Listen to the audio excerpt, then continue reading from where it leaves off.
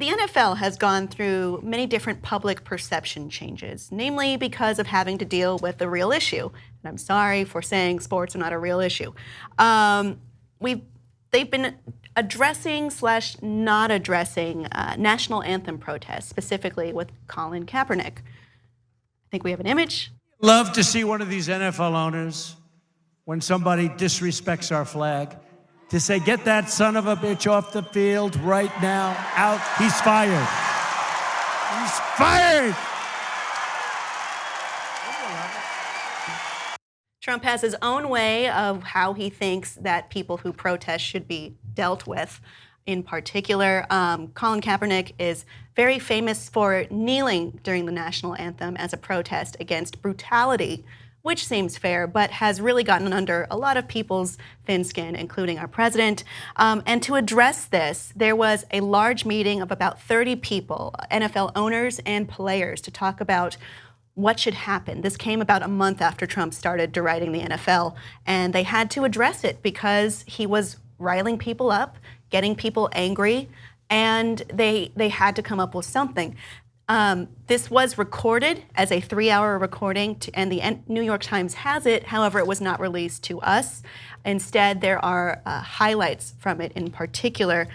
Some of the owners were at kind of a loss as to what to do. And some of the owners, actually, who have publicly supported Donald Trump, privately did not do that. Maybe you can judge for yourself. Wow.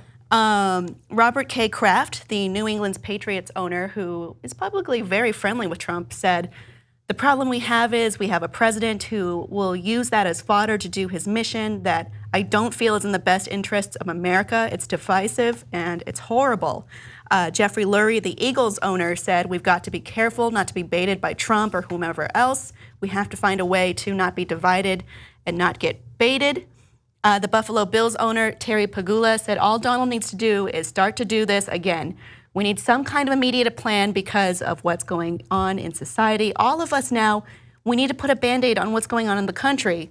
And Bob McNair, the Houston Texans owner, who sounds like the Houston Texans owner, said, you fellas need to ask your compadres. Fellas, stop that other business. Let's go out and do something that really produces positive results, and we'll help you. Emphasis added by me. Well, this is about money, an assault on their business, right? That you've weaponized this anthem thing to the point that it's affecting their bottom line. So these NFL owners are concerned on the one hand about that. When they talk about the divisiveness in the country and all these things, I'll give them credit for bringing up issues that are legitimate, but I think they're motivated by being in the crosshairs of a commercial concern. That is to say, people not going to the games or protesting the games because of the treatment of an anthem. They clearly have conspired against poor Colin Kaepernick. This is an outstanding athlete who deserves to be on one of these NFL teams in some capacity, if not a starting quarterback, as a backup quarterback. But more to the point, this is a sort of one-dimensional patriotism associated with the anthem. How loud do you sing it? Do you have your hand over your heart? Do you know all the words? Do you stand at attention? It's all paper patriotism. It's got nothing to do with being an actual American patriot. The things that are celebrated about this country that really make you a patriot, free speech. Absolutely. And civil rights. It's not how loud you sing this GD anthem. So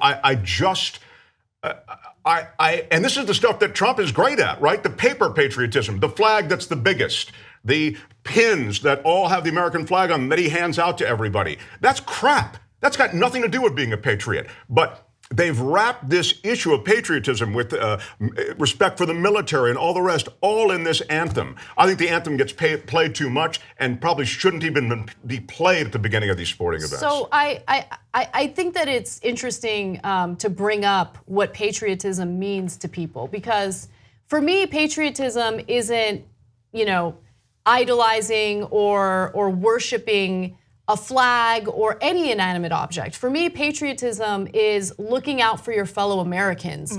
Looking at the country as a collectivist collectivist effort to take care of one another, as opposed to this individualistic society that we're now kind of living in. Every man out for himself, always look down at the little guy. It's frustrating that we've kind of lost sight of what it really means to be an American.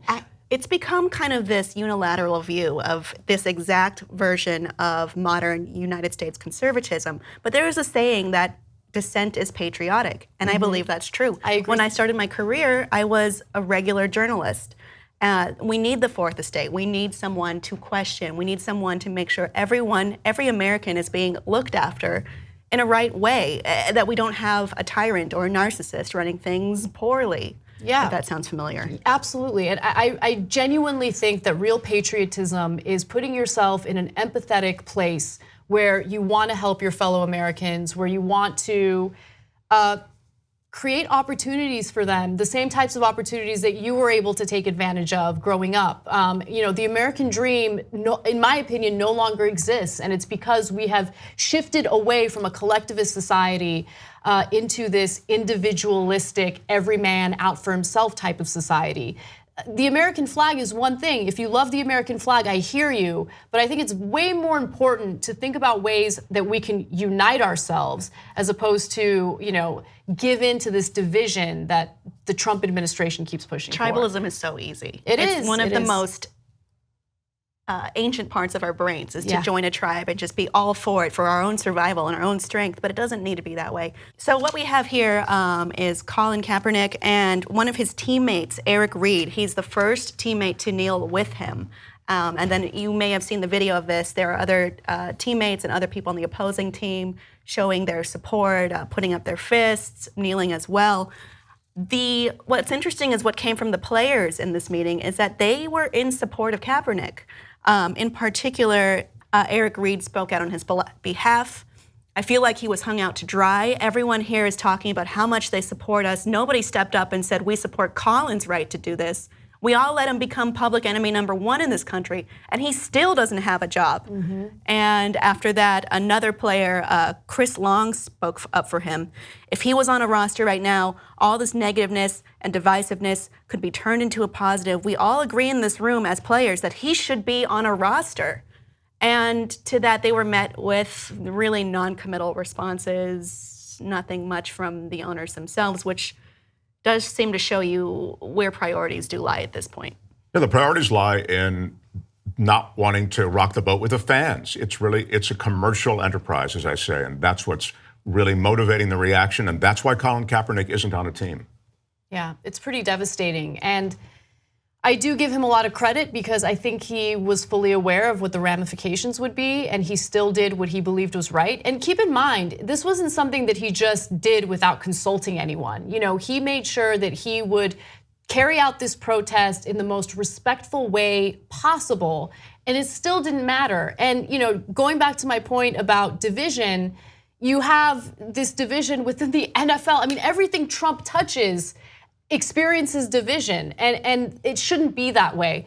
Look, I know this is anecdotal evidence, so I guess take it with a grain of salt, but I would argue that a lot of people have a similar experience when they go to sporting events.